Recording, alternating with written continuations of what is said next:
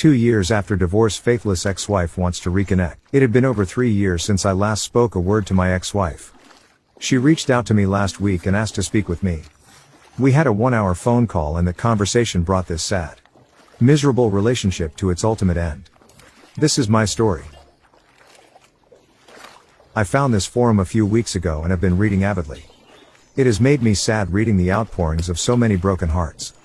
I am sorry to say it has also brought some comfort knowing I am not alone in my situation. I haven't posted before because what comfort or advice can I offer when my own marriage failed so badly?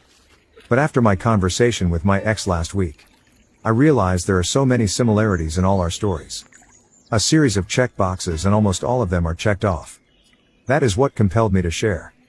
We met in TN. I was 22, she was 27.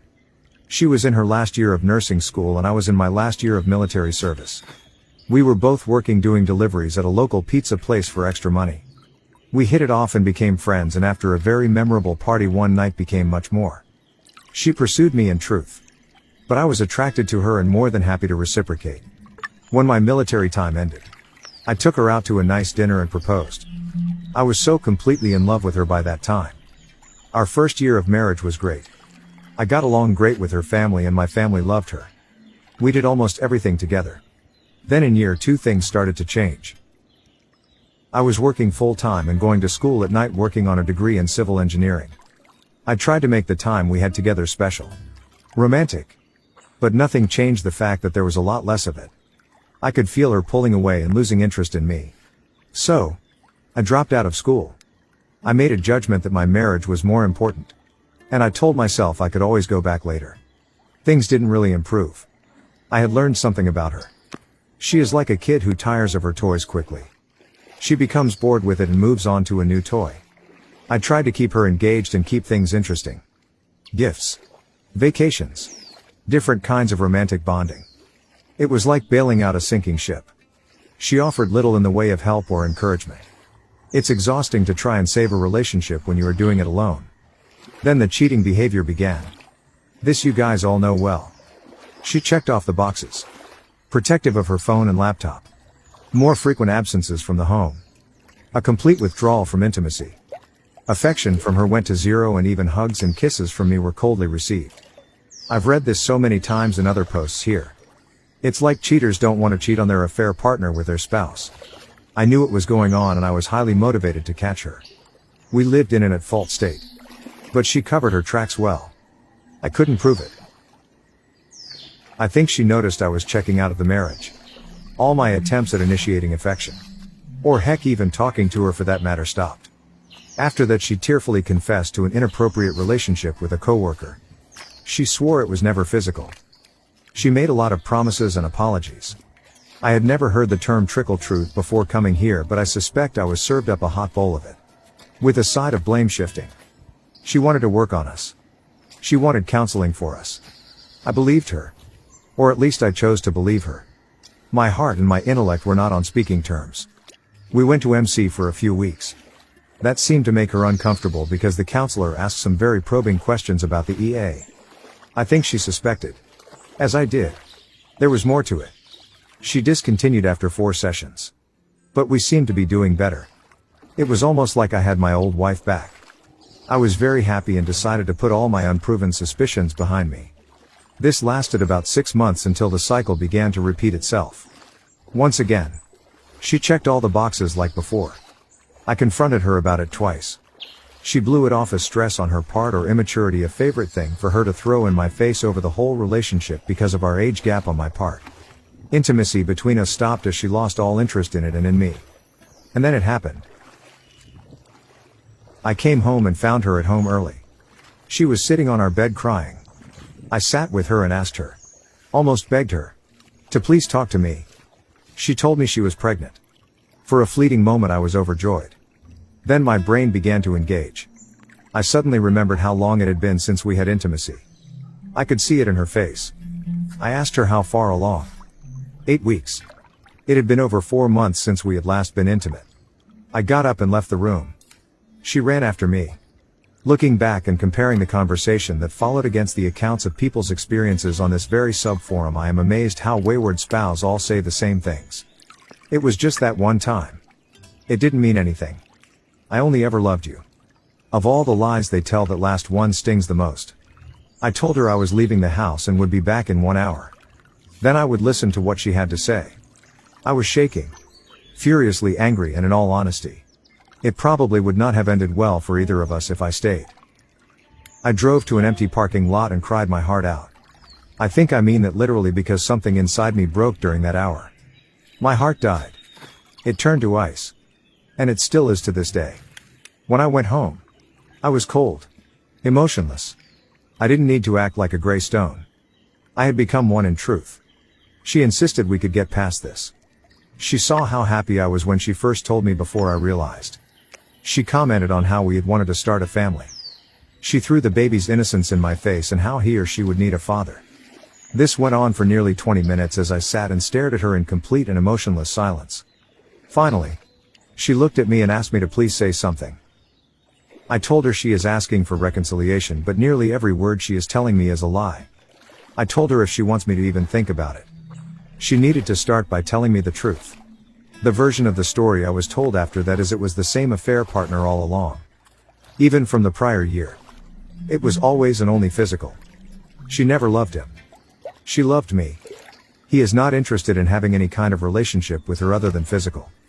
He is pressuring her to terminate the pregnancy. She doesn't want to.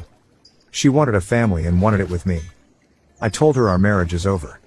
It's been over for 1.5 years, but I was just now finding out about it. I told her to pack whatever she needed for 3 days and to please leave the house. I told her I'd meet with her in 3 days to discuss what came next. She refused to leave. She kept trying to talk to me. Ordinarily her tears would have broken my resolve. But I looked at her that night and felt nothing. The part of me that loves had died. I went into the guest bedroom and locked the door. The next day, I spoke to several lawyers and hired one of them. The paternity of the child was more than enough proof for an at-fault divorce. I had no desire to wait that long, and we discussed uncontested and mediation. When I got home, she actually tried to initiate with me. I was shocked and disgusted. I told her that would never happen again. We agreed on an outline for divorce. The biggest asset was our house. The majority of our debt was her student loan. I gave up my ownership interest in the home so she could sell it. She was going to keep the baby, and I wanted her to have that money. I wanted nothing but to walk away free. In the end, I kept nothing other than my Jeep. My military sea bag full of clothes and a few tools. Firearms. And military mementos. Mostly things that were mine before we married. Everything in that house. Everything she had touched was just tainted to me. I wanted nothing from this marriage but to bury it in the past. The divorce finalized 13 months later. I saw her twice during the mediation. We barely spoke. She was very pregnant then. I thought that would be hard to see, but I felt nothing for her. No love. No hate. Nothing. She was a stranger to me. I moved to Florida and took a job as an underpaid but also underworked civil servant. I have a very simple life now. I bought and renovated a small house on the Gulf Coast. I bought a boat and go fishing almost every weekend. I have very few friendships and have dated very little. I have trust issues now. I really don't enjoy the company of other people. I find myself suspicious of the attentions of women. Especially ones I'm attracted to. I'm 27 years old now. I'm very physically fit and some girls find me attractive. But the idea of an intimate relationship with someone, trusting them to that level, I don't think I can do it. Not for a long time anyway. I am the opposite of the man I used to be in almost every way. All my love now is reserved for a happy black Labrador retriever named Stormy. She goes almost everywhere with me. I'm not exactly happy. I still got upset when something triggers me to remember my ex and all that happened. I still sometimes feel a tremendous and overpowering sense of loss. I know I have lost nothing because I really had nothing. But I can't help how I feel. The beauty of my job is I mostly work alone and in the outdoors, and I can often take my dog to work with me. If I haven't found happiness in divorced life, at least I found peace. I'll take it. Last week, the past I thought I'd buried 2 years ago reached out from the grave. She called my cell. I don't know, she got my contact info. It couldn't have been too hard. I wasn't exactly hiding. We spoke for an hour. It was amicable at first, and she made it sound as though she just wanted to see how I'm doing and catch up. But the hidden purpose of the call was to feel me out about some kind reconnection. She gave birth to a healthy baby girl 2 years prior. Paternity was never in question because of the timing. The affair partner wasn't present for the birth and has had little interaction with his daughter. The life of a single mother is hard, and although she was getting support from the affair partner, apparently she had to take him to court for it. She was lonely and unhappy. I told her I was sorry to hear she was unhappy, but it was not my problem. I told her she had broken my heart and it was still broken today. I told her in as many words I did not love her, could not love anyone, and wanted nothing to do with her. I said to her that she made all the choices for all of us. For her, for me, and for her daughter. She left me with but one choice, and that was to walk away from her. I asked her not to contact me again. The final similarity between all of our stories on this sub is this.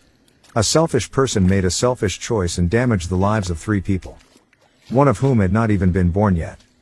If there was one thing I wish I could make cheaters understand before they make the selfish choice, is that they are hurting everyone around them and possibly everyone around their AP.